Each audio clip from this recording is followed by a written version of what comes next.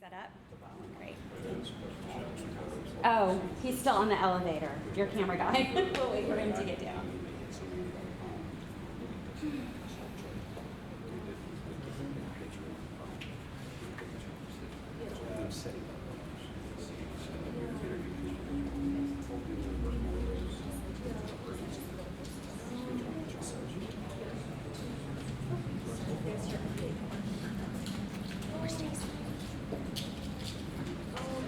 Everything good? Did you get the streaming channel?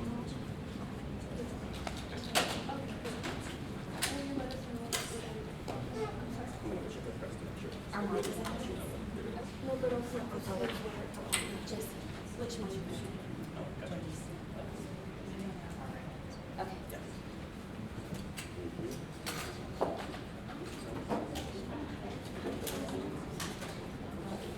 Everyone's good? All right.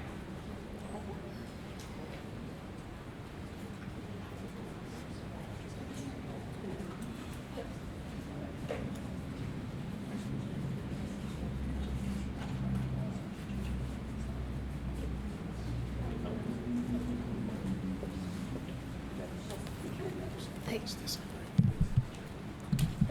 stand right here.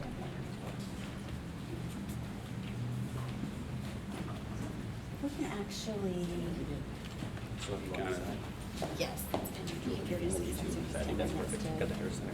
Judge Lina, perfect. Wayne. Great. All right. Are you guys good to go? Good morning, everyone, and thank you for joining us today. I wanted first to start by announcing that yesterday I sent a letter to President Biden urging him to approve the state's request for a disaster declaration. That would unlock critical aid to the victims of the tornado, specifically FEMA disaster aid. Those are grants that don't need to be paid back, as well as Small Business Administration loans, low-cost loans. As you guys know, we've been working on that, but having that presidential disaster declaration as soon as possible is what's going to make sure that all of these thousands of folks affected, thousands of homes, hundreds of apartments, that all of these folks receive the aid that they need. So I wanted to thank once again the nonprofits, and particularly the Red Cross and Baker Ripley, who've been doing so much work on that, and our partners in Pasadena and Deer Park, as well as the City of Houston. I'm here with Wayne Young, who's the CEO of the Harris Center, Chief Deputy for the Harris County Sheriff's Office, the Chair of the Board of the Harris Center, Shakach Zakaria, and of course, Commissioner Lesley Briones. Welcome, Commissioner. It's so nice to have you here. And I want to just thank all of the folks here for working on an issue that is difficult, in some ways intractable, but that doesn't mean that we don't tackle it. I don't have to tell anyone in Harris County how tough the past few years have been. The combination of economic hardship, the pandemic, weather events, job loss, all of those have been issues we've had to face as a community. And as much as we've worked to tackle those challenges, all of that has left a sense of stress, of tension, economic struggle, and mental health needs for so many have grown more acute as a result. What that means is that more than ever before, we have folks who are in need of care, and we're seeing that play out in real time in our jail system. We've all heard that the Harris County Jail is the largest provider of mental health services in the state. That's not okay. There was an article in the Houston Landing recently saying that across the state, at least 33%, 178 of more than 540 individuals who died of unnatural causes in jail custody over the last decade had been flagged as potentially mentally ill. And that's something that we see from the data, and that's something that we see from the stories that come out of the jail. We've heard over and over again stories like that of Rory Ward, in jail with a mental health issue, dying too young. I personally worked on this issue before becoming county judge, and I know there's more to be done. I think we all know there's more to be done. Every person is entitled to due process, no matter the circumstances, and surely they should be able to stay safe in the jail. So obviously, we also need to do more before they even make it to the jail. It's tough to do that in Texas. We're 50th in the nation in terms of access to mental health services. But even with limited funding, we're doing what we can, particularly on the area of mental health services before folks become involved with the criminal justice system. Last year, Commissioner's Court unanimously approved $4.3 million. It's American Rescue Plan funds for behavioral and mental health programming, helping build a pipeline of workers in mental health, adding mental health counselors in schools so we can identify those children that need support from places like the Harris Center, increasing support and funding for substance use disorder, and all manner of mental health support systems. It's not enough, but it's a big step. We've also invested tens of millions of dollars on preventing folks who may come in touch with the criminal justice system from ending up in the jail. So our alternative responder program that sends experts to help during a mental health crisis instead of law enforcement officers. Our community violence interruption program, which connects folks at risk of committing violent crimes and connects them with mental health counseling and services. And today we're launching yet another effort on the tail end of that pipeline, and that's a major expansion of our jail-based competency restoration program. In Harris County, there are more than 220 folks stuck in jail because they're deemed mentally incompetent to stand trial. What that means is hundreds of individuals with significant mental health needs who are waiting in jail sometimes years just to get access to mental health and educational resources and services that will help get them ready to stand trial. The bottom line is there are too many folks with mental health issues stuck in jail for too long. And the simple truth is that justice delayed is justice denied, not just for those folks, but for the victims who are waiting and needing answers. For those with the most severe mental illnesses, there are folks waiting the maximum length of time allowable in the jail. That's 699 days in jail. Sometimes these folks wait in the general population, which obviously is not where they belong, before a bed opens up at a state psychiatric hospital. This also is costly for the community. Housing folks with severe mental illness in the jail costs $87 million annually for taxpayers. Housing just one of these folks costs taxpayers $35,000. That's more than 3 years' tuition at the University of Houston. Overall, these are millions that we could reinvest in preventing the situation from happening in the first place. And for the individuals that are in jail, that can exacerbate their mental health conditions. It can contribute to danger for them, both themselves and the staff. Over the past 2 decades, there's been a 38% increase in the number of people found incompetent to stand trial. But in 2021, in part brought on by the hardship caused by the pandemic and the economic downturn, the number of people sitting in jail waiting for a Texas hospital bed to open swelled up 150%. And so we've seen a backlog in the number of folks who need to see competency restoration. Last week, we took a big step in the right direction. We approved $645,000 to expand the capacity of the existing jail competency restoration program. The program provides these folks all kinds of support: therapy, substance abuse education, peer support services, case management, discharge planning, medication management, to either restore them to competency so they can stand trial or deem them unlikely to be restored, in which case they're treated outside of the criminal justice system. Our investment will more than double the number of individuals annually restored to competency. Going back to the story of Rory Ward, a finding of incompetence would have put him in a competency restoration program, either in jail or a mental health hospital, could have resulted in him receiving help. This program will help address those kinds of situations. We chose to invest in this program because of its proven track record of success. The program was launched in 2021. So far, it's had a 93% restoration rate, which is more than double the average of other states. The average length of stay in the program is 55 days. Currently, around 70 individuals are restored to competency to stand trial every year. These funds will increase the number to 150 people, which will be a huge impact on the 224 individuals right now on that waiting list. The program is also an important step in reducing the jail population and the overcrowding issues that we're facing at the jail. We're going to continue to invest in that. So far, we've put in over $40 million in American Rescue Plan funds to tackle the backlog. There's been a 28% reduction in backlog cases last year. Violent crime is down around 10% between 2021 and 2022.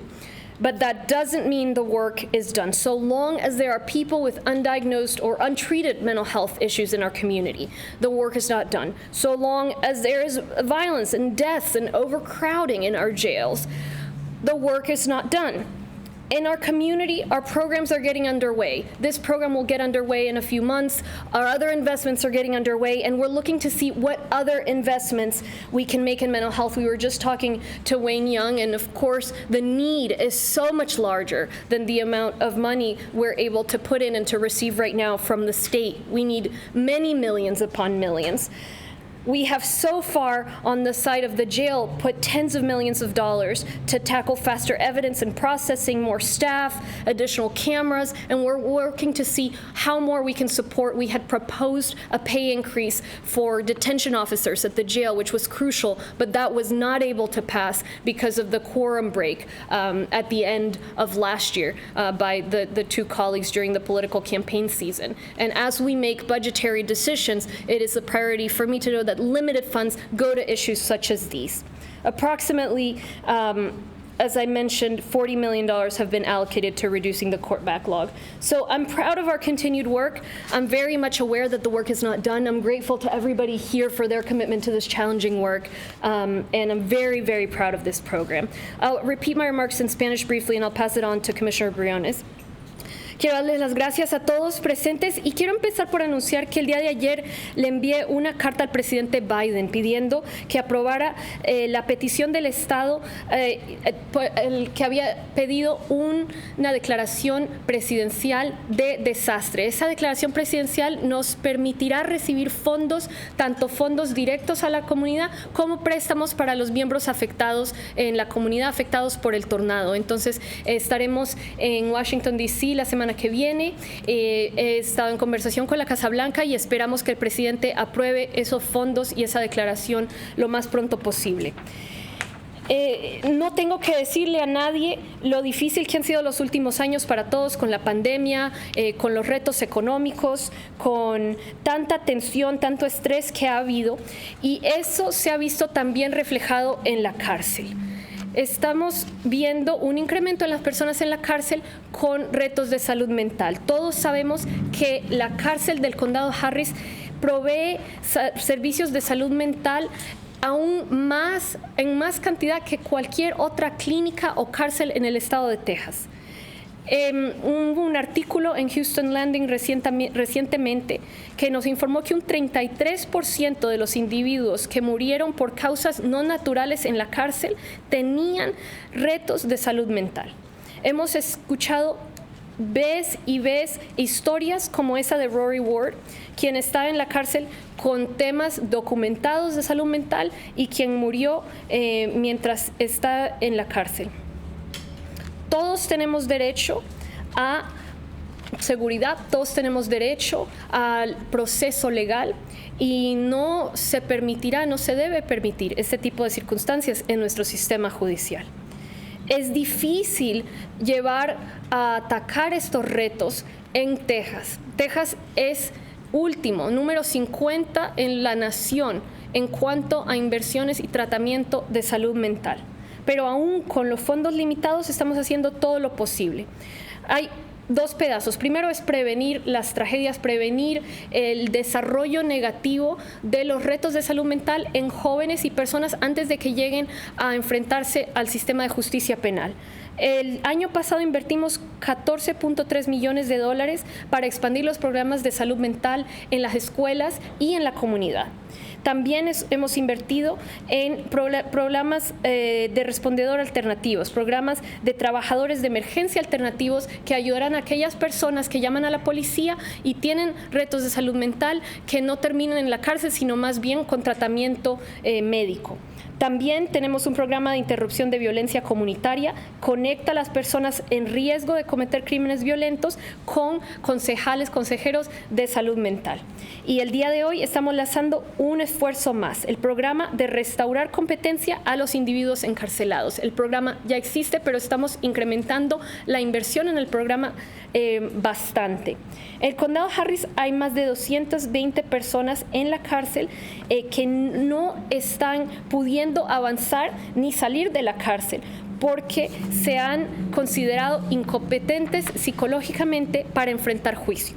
Eso significa que en la cárcel tenemos cientos de individuos con necesidades significativas de salud mental que esperan en la cárcel a veces por años, hasta 699 días, que es el tiempo máximo, solo para tener accesos y recursos y servicios educativos que los ayudarán a estar listos, a ser competentes para enfrentar juicio. Justicia retrasada es justicia denegada tanto para las personas en la cárcel como para las víctimas y sus familias. Es por eso que estamos trabajando en este programa.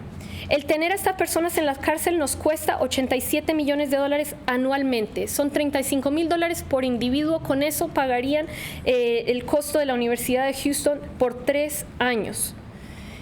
Entonces, estamos trabajando en reducir esa población. La semana pasada todos invertimos en $645,000 para expandir la capacidad de ese programa, del programa de restaurar competencia a individuos encarcelados. Este programa le ofrece servicios a las personas que se han dicho no ser competentes para presentarse al juicio. Se les ofrece servicios como terapia, educación sobre el uso de drogas, sustancias, gestión de casos, gestión de medicamentos, planificación de alta y más, para restaurarlos a su competencia o declararlos poco probables para que sean restaurados. Si son declarados poco probables de ser restaurados, entonces se los envía a servicios psiquiátricos. Este tipo de servicio podría haber prevenido la muerte del señor Rory Ward y otros como él. Entonces, por eso estamos invirtiendo en este programa. Además, el programa ya ha sido exitoso. El programa tiene una tasa de restauración de 93%, es una tasa el doble al promedio estatal.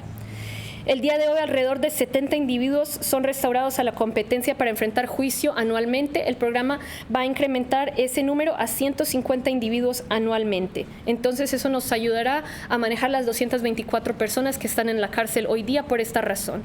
También nos ayudará a reducir la población en la cárcel, que ha sido un problema muy grande. El trabajo no ha terminado. Ha habido una reducción en el crimen violento en el condado Harris de 10% comparando el 2021 con el 2022. Son muy buenas noticias, pero aún hay muchos problemas. Siempre y cuando hayan personas con temas y retos de salud mental no diagnosticados o no tratados en la comunidad, va a haber más trabajo por hacer. Siempre y cuando hayan muertes, violencia y sobrepoblación en la cárcel, va a faltar trabajo por lograr. Entonces, seguiremos en esto. Ya hemos invertido decenas de millones en la cárcel para traer más cámaras, mejor recursos. Hubo una propuesta para subir el salario de los trabajadores de la cárcel. Desafortunadamente no pudimos pasar esos fondos porque 2 colegas no participaron en la Corte de Comisionados cuando tuvimos que marcar el presupuesto, como ustedes saben. Pero seguiremos trabajando en esto. Me enorgullece este programa y le quiero agradecer a todos los trabajadores aquí en el Harris Center y tantas personas que trabajan tanto en la cárcel como en nuestros hospitales para tratar y apoyar a las personas que necesitan estos servicios. We'll pass it on to Commissioner Briones, then Chief Lee, and finally Wayne Young. Thank you. Good afternoon. I'm Commissioner Lesley Briones, Commissioner Precinct 4. I welcome you to Precinct 4 and first want to thank Judge Lina Hidalgo for her tremendous courage and for prioritizing enhancing public safety, justice, and mental health in Harris County. Thank you for your leadership, Judge. And thank you to the CEO of Harris Center, Wayne Young, and all of the team members that provide services here at the Harris Center, in our jail, in our community. Thank you to the board chair of Harris Center, to Chief Lee, and to Sheriff Ed Gonzalez for everything they do to keep our community safe. Today is a great day in Harris County as we continue to advance our investment in mental health services and enhancing the quality of justice. I am proud that we are continuing to expand and double the capacity of the jail-based competency restoration program.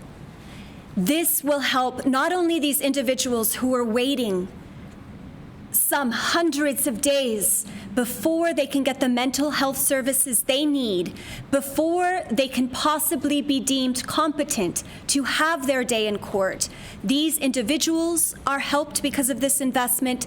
The victims are helped. Our community is safer. Court backlogs will be continued to improve, as well as the overcrowding in our jail. The Harris County Jail should not be the biggest mental health provider in Texas. Texas should not be number 50 on the list in terms of investment in mental health. So by this investment, we are continuing to drive progress here in Harris County.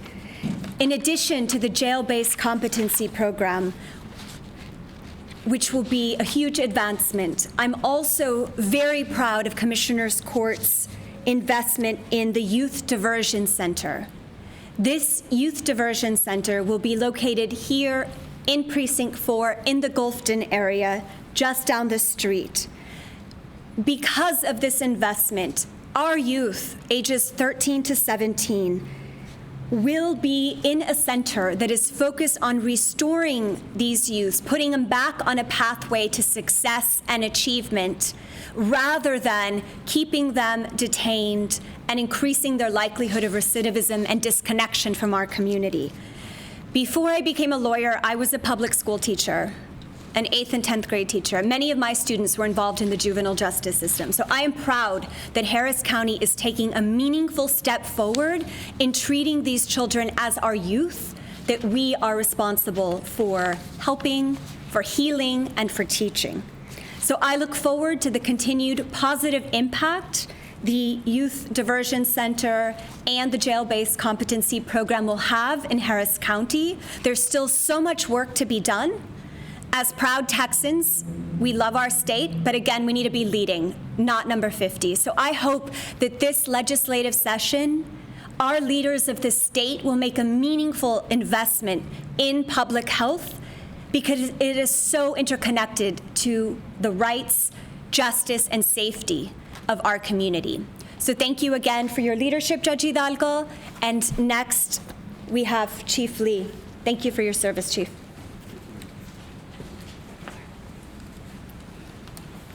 Good afternoon, everyone. And for those of you in the room that some of you I've known for years, you know I'm passionate about this topic. I'm passionate about diversion. I could speak about it for hours, but for the sake of the media and time, I was sent with a script. So I am Mike Lee. I'm the Chief Deputy of the Harris County Sheriff's Office. And, you know, thank you, Judge Hidalgo and Commissioner Briones, for everything you're doing in Harris County, for your leadership, and for making public safety a priority. And of course, Wayne, longtime friend, the Harris Center, the great work that's done by your organization to keep the community safe and healthy is extremely appreciated. We've had wonderful relationships between law enforcement and the Harris Center for over 3 decades now in Harris County, and that's a blessing. I'm honored to be here on behalf of the sheriff and on the men and women of the Harris County Sheriff's Office. You know, our nation, our state, our community are in the midst of a mental health crisis that has a direct impact on public safety. Undiagnosed and untreated mental illness too often puts law enforcement in contact with people in the throes of a mental health crisis. In Harris County, our leaders are taking action to address this. Under Judge Hidalgo's leadership, we've launched the Holistic Assistance Response Teams, also known as HART. HART was created to give our 911 dispatchers another alternative when people are calling in about themselves or their loved one or a neighbor that is perhaps in a mental health crisis, but pose no threat to public safety. In these cases, we now dispatch unarmed first responder teams trained in behavioral health and on-scene medical assistance. We launched HART nearly 2 years ago, and it's been a success on 2 fronts. Most importantly, it gives people the mental health services they need when they need it most. And secondly, it frees up law enforcement to focus on violent crime that poses a real threat to the public safety. Still, there are times when people with serious mental health conditions find themselves in our jail. It happens so often that, unfortunately, like was mentioned here earlier, we often hear that the Harris County Jail is the state's largest mental health facility. Today, there are more than 250 inmates in our jail on the state hospital wait list. These people who have not been convicted of a crime yet are sitting in jail waiting to be sent to a state hospital to hopefully have their mental competency restored so that their cases can proceed in the justice system. Some have been on that wait list for over 300 days. This doesn't include the over 3,000 inmates that we have in our jail on psychotropic medications daily. This is a crisis by any definition, and we are encouraged to see our county leaders step up to offer solutions like the Jail-Based Competency Restoration Expansion Program. Addressing the crisis in our county jail requires decisive, significant action by everyone who has a role in our criminal justice system, and we are grateful to see that happening today. So thank you for inviting us here. We're committed to doing our part. We're very proud of the diversion programs we've already put in place in this county. Our deputies and law enforcement officers all over Harris County have been taking individuals in crisis to the neuropsychiatric center ran by the Harris Center since 1999. I was a young patrol officer back then and was happy to be there on the ribbon cutting day. And during that time, we've had over 100,000 individuals taken to that facility instead of jail. And that's one diversion facility. Our sobering center, where we used to put over 20,000 people a year in jail for public intoxication. We now take those to a sobering center. We take less than 600 people a year. That's down from 20,000 to 600 a year for public intoxication. The adult diversion facility that the Harris Center runs, it's been open now about 3 years, going on 4, and over 5,000 individuals went there instead of jail. And so my last comment is about that youth diversion facility. We're very excited about it. Our young people needed that opportunity instead of that interaction with law enforcement. It may start off with that interaction with law enforcement. Now that's another opportunity for law enforcement to take them someplace else other than jail. So thank you for inviting us. Good afternoon. I'm Wayne Young, and I have the privilege of being the CEO here at the Harris Center for Mental Health and IDD, and get the opportunity to represent our 2,500 employees who are absolutely dedicated and committed to providing community-based supports for people with mental health issues, as well as people with intellectual and developmental disabilities. I want to start by thanking Judge Hidalgo, Commissioner Briones, and all of their colleagues on Commissioner's Court for continuing to demonstrate their faith in the Harris Center by their approval of funds for the expansion of our jail-based competency restoration program and the development of a youth diversion center. The Harris Center has a successful history of reducing the footprint of the criminal justice system in the lives of people with mental illness, and are excited about these funds enhancing that effort. As Chief Lee said, this is a 3-decade journey for us trying to reduce that impact and support people with mental health living happily and successfully in our community. The Harris Center's jail-based competency restoration program does currently serve 20 individuals at a time, all with the focus on helping them be restored to competency. Competency restoration, for a little context for you, is a process used when a person is charged with a crime and found to be incompetent to stand trial, typically related to a serious mental illness or an intellectual disability. Generally, a defendant must be restored to competency before they can continue and move through the criminal justice process. We do have a full continuum of competency restoration that includes hospital-based services as well as an outpatient competency restoration program here in our community. However, there are individuals that must be served in a more secure setting, right? And so traditionally, those individuals wait on a state hospital bed for that competency restoration. As you've already heard others talk about, that wait can be literally almost years for that bed to become available. There are currently statewide over 2,500 people on that wait list for a bed at one of the state hospitals, which is what kind of propelled our local community into developing a jail-based alternative. If they can't be restored in the community, hospitals aren't appropriate, and we can't get them to the state hospital, then jail remains our best option. The judge's numbers that she quoted were absolutely accurate, focused on the funds that the Commissioner's Court approved. We've also been able to leverage those funds for additional state investment, and so we're excited that in the next year we'll be able to restore up to 250 people to competency through the jail-based competency restoration program. I will mention that the team that does this work, they are tremendous. They are talented. They are dedicated to this population. Nobody likes a lot of statistics, but I will tell you our average competency restoration rate is 93%, which is more than double other jail-based programs across the state, and still about 10 or 11% higher than the statewide average at the state hospitals. And they do that restoration work on average in about 2 months. So imagine someone who's been having traditionally to wait months, year, and being able to get them restored and be able to move through the criminal justice process in less than 60 days is a pretty powerful accomplishment. In comparison, I think the average restoration time at the state hospital and other settings today is around 364 days is the average that I heard last. So those individuals are really talented. Those additional 50 beds plus Commissioner's Court also provided funds that we'll be able to manage 20 additional beds for people who've recently been restored. You don't want to do all this work, have people get restored, and then have them in general population where they might deteriorate again without close support and access to health care. And so once we've made that investment in time, got them ready to go to trial and do what they need to do to address the criminal justice challenges they have, then we'll be able to support them in continuing that way. I think the judge already described the services that are there, and again, certainly want to express our appreciation for the judge and the commissioner for helping us support this vulnerable population that are in the jails. I also want to speak briefly to the Youth Diversion Center. I think everybody can understand the value of trying to get upstream of this challenge, right? Identifying youth that are vulnerable to involvement in the criminal justice system, supporting those and beginning to meet their needs, both individually as well as a family, is a critical step to that. As mentioned, this program will be located here, close to here, not in this building, and it will provide a temporary needed crisis respite due to mental health needs for youth who come in contact with law enforcement. This is often, just to kind of give you context, this is often exemplified by a family conflict and kind of an emotional escalation in a crisis that occurs. 911 being called, law enforcement shows up, and that escalation can't be de-escalated in their home. They're going to need to take a break. They're going to need to have an access to crisis respite, and this center will fill that need.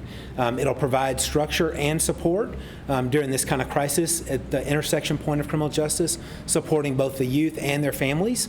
The goal is not to keep them in a crisis respite setting.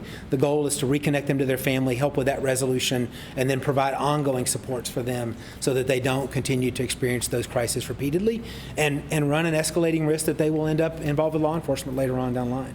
It also helps them avoid any stay in the juvenile detention facility.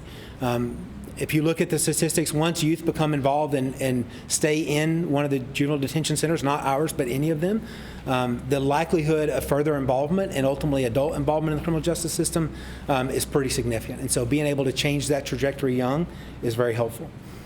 We have also been working on an outpatient-based competency diversion program with our partners at the Juvenile Probation Department and the District Attorney's Office. So adding this as the front door to that program will be tremendous in its impact.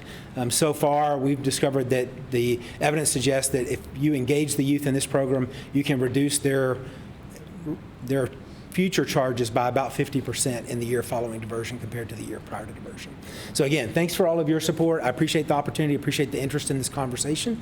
And with that, I'll ask our board chair, Shakat Zakaria, if he'll make a couple of comments.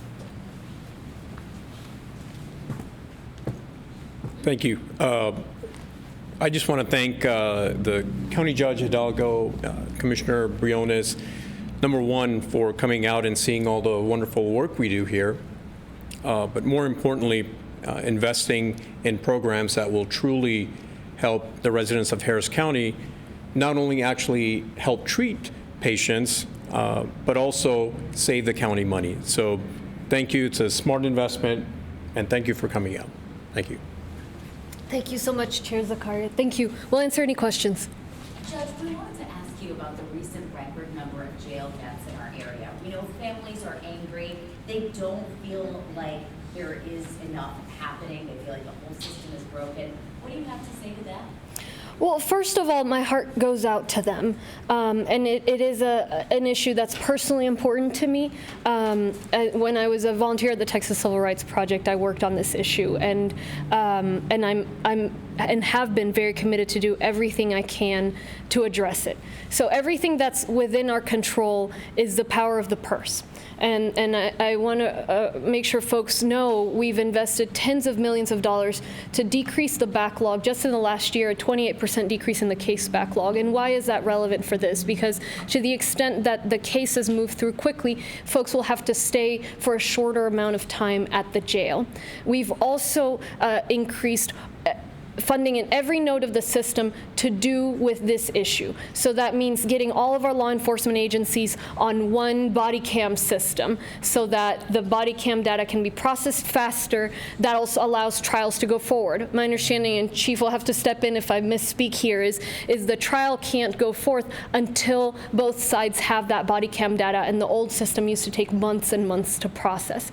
We've worked to bring in associate judges and visiting judges to increase funding for the district clerk and the district attorney's office in the relevant pieces. What else would we have liked to do? To increase the salaries of the detention officers. It's a very difficult job to make sure that they have increased funding for overtime. You guys know we had 5, 6, 7 meetings in October trying to get this done.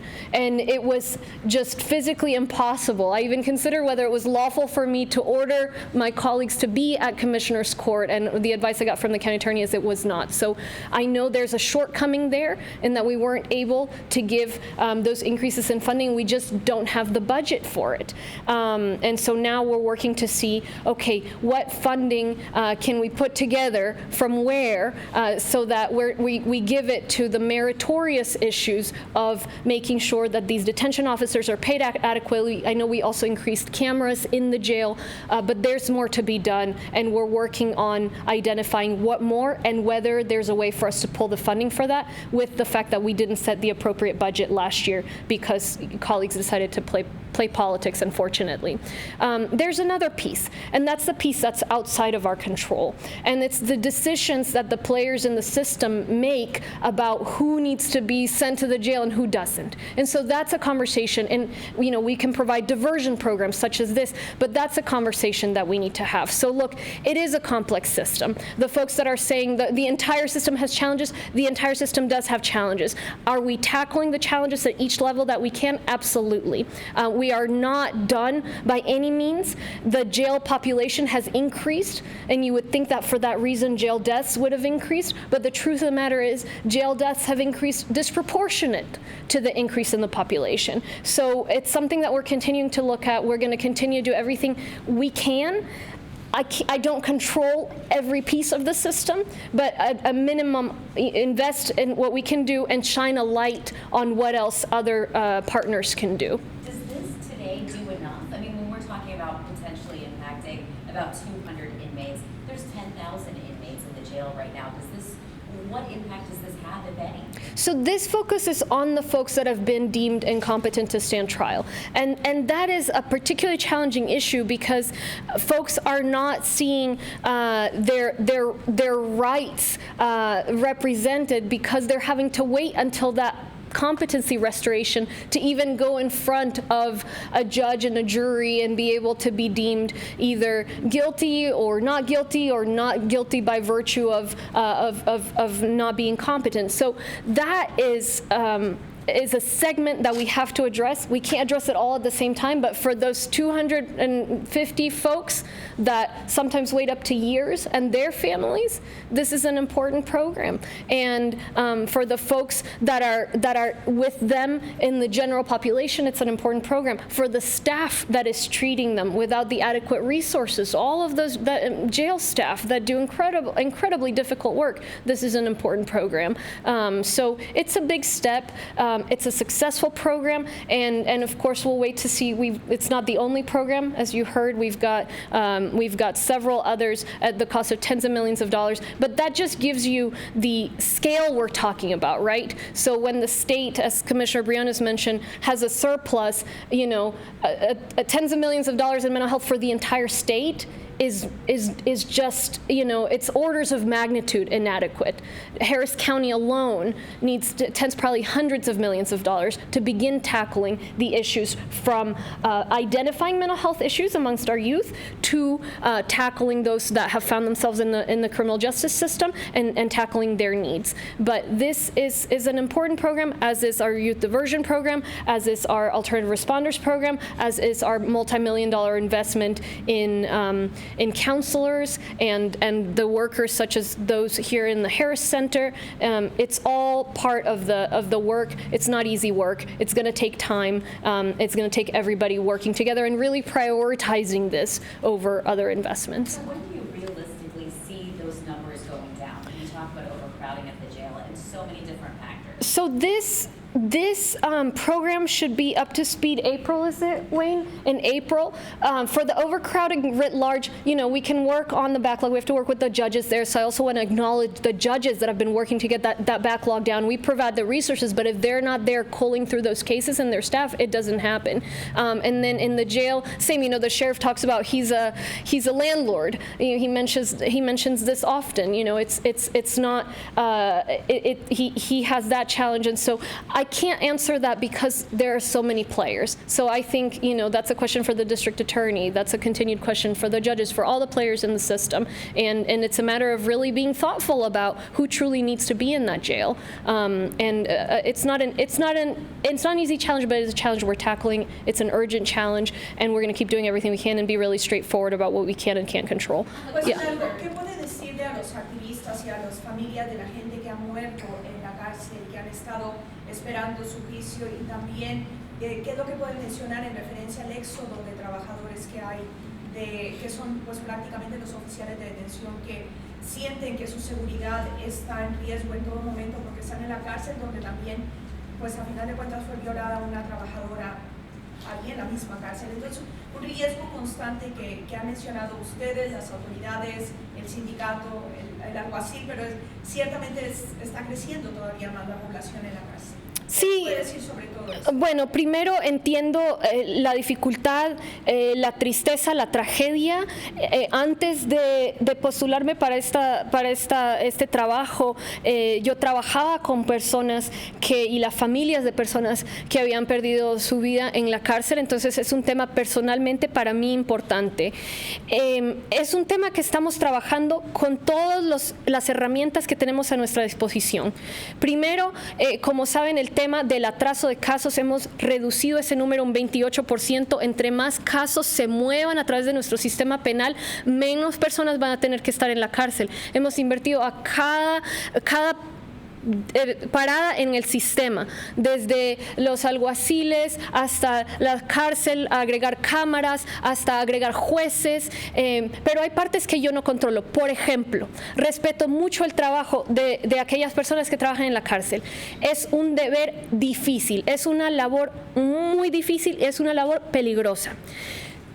Quisimos subirle el salario a esas personas, quisimos pagarles aún más, ofrecer más opciones para avance, para que no tengan que pasar toda su carrera pues trabajando en la cárcel, y eso no lo pudimos pasar en octubre, cuando por temas de política 2 colegas, uno de ellos lo venció mi colega presente, no se presentaron para votar en el presupuesto y en la tasa de impuestos, y no pudimos recaudar los fondos para poder pagar por esos incrementos en salario. Entonces hoy día seguimos hablando con el director de presupuesto para ver qué más podemos hacer en la cárcel y si hay manera de encontrar los fondos para poder dar esos incrementos de salario. Ya se han instalado más cámaras, se ha trabajado en acelerar el tiempo que tarda procesar la información de las cámaras de los policías, eso también ayuda.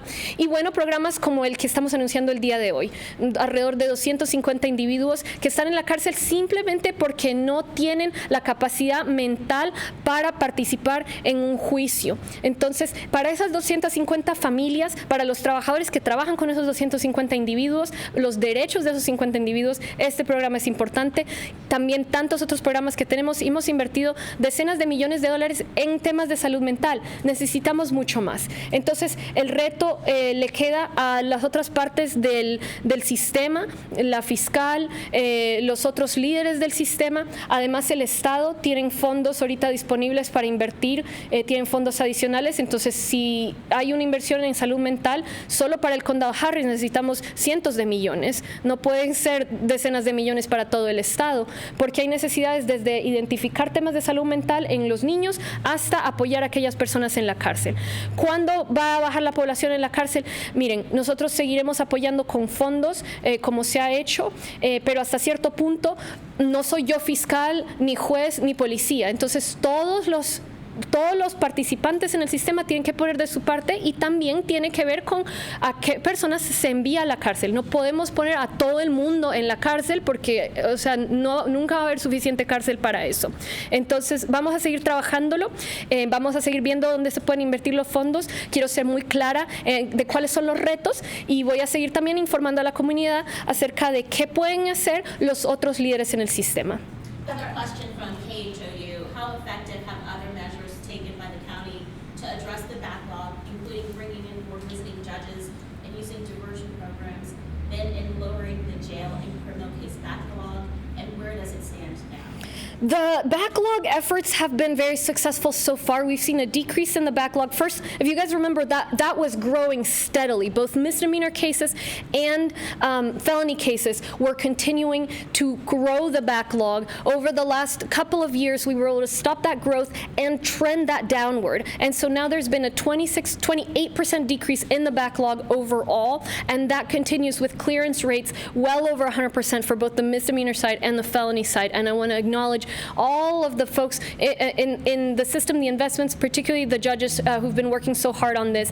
As far as the diversion program, same. I mean, all of this is part of that decrease in backlog. And then, of course, it has to do with the crime rate. You know, there was a lot of conversation about sort of exaggerating the crime rate, the impact of crime, particularly during the political season. We see now in Houston, crime was down around 9%. Harris County, so Houston including the unincorporated areas and other cities, down 10% in terms of violent crime. Some property crimes are also up in Harris County outside the city of Houston. But generally, whether it's murder, aggravated assault, rape, it's all down. Some down up to 13%.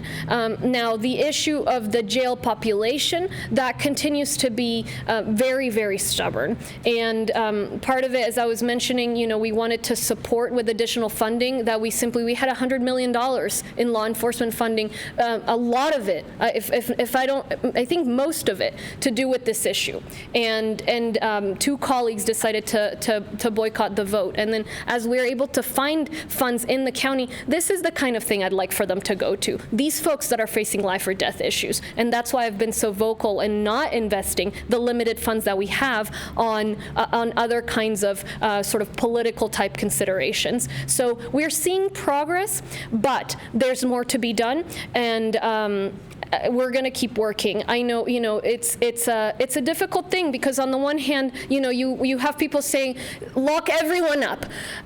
If you don't lock everyone up, inevitably there's gonna, you know, no one has a crystal ball. Somebody is going to be released who's going to recidivate or who's going to commit a crime, and that's going to be a problem. That said, you can't possibly lock every person up who commits any kind of crime, because there will never be enough jails for that. And so it's a balance, and that's a balance that each of the players in the system have to be very thoughtful about. There's a question in Spanish from Telemundo, if you will. What other measures is your administration promoting to significantly reduce prison overcrowding? In Spanish, please. En español estamos manejando varias iniciativas. Una de ellas es la iniciativa del día de hoy, que intenta o sé que logrará poder llevar a las personas que sufren retos de salud mental, ya que procesen sus casos, y que además, si no se les puede restaurar la competencia, que vayan a un hospital psiquiátrico fuera del sistema del sistema penal. Además, tenemos la iniciativa para hacer algo relativamente similar con los jóvenes, para los jóvenes que enfrentan el sistema de justicia penal, que en lugar de terminar en la cárcel juvenil, que puedan ir a trabajar con la comunidad, apoyos comunitarios y concejales. Estamos haciendo trabajo para también incrementar el número de jueces. Ya se ha subido el número de trabajadores en varias oficinas que tocan la cárcel, y hemos bajado ya el número de casos que se han acumulado, pero aún la población de la cárcel sigue incrementando. Son los arrestos, son las decisiones de a quién demandar por parte del sistema de justicia penal. Entonces es un tema que hay que seguir trabajando, pero ya hemos invertido docenas de millones de dólares en esto. Ya vamos, yo creo que para mínimo 60, 70 millones de dólares en los últimos 2 años. Pues Hidalgo, finalmente, ¿cuál es la responsabilidad que tienen ustedes en que la cárcel pueda pasar las inspecciones que continuamente se les hacen? Porque que yo recuerde llevan varios años que no pasa ninguna inspección la cárcel, y eso se convierte en responsabilidad también de ustedes y del condado si la gente sigue muriendo en la cárcel.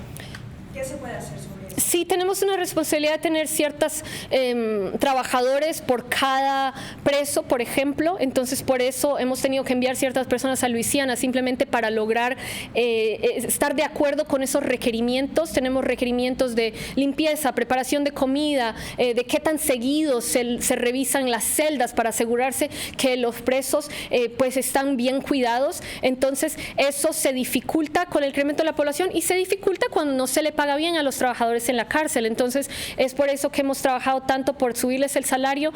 No pudimos lograr tener los votos en la Corte de Comisionados en octubre que ha pasado, pero es algo que seguiremos investigando y pues sé que estamos trabajando todos, tanto nosotros como la oficina del alguacil, por poder lograr pasar esas inspecciones.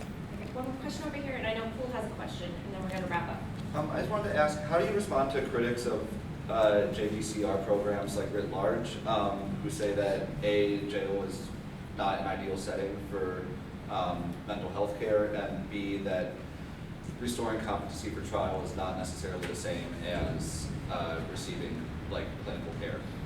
Yeah, I mean, and I'll let Wayne add to this answer, but you know, jail-based competency restoration programs don't solve the entire mental health challenge we have in the community. Nobody's pretending that they do. So in a perfect world, these 200 some odd folks wouldn't have ended up there in the first place. They would have been, their mental health needs would have been identified early on. If they were identified, they would have been treated. They would have received the support they needed to be able to live with these mental health challenges, or to be able to treat them. Now, the situation we're facing right now, where these folks aren't able to either go and be treated outside the criminal justice system or to proceed to trial, is untenable. It's unacceptable. And so that's why this program is important. But do we need additional mental health programs in the community? Absolutely. We've already made big investments, not enough for the size of Harris County, but we need additional funding in order to be able to make those investments.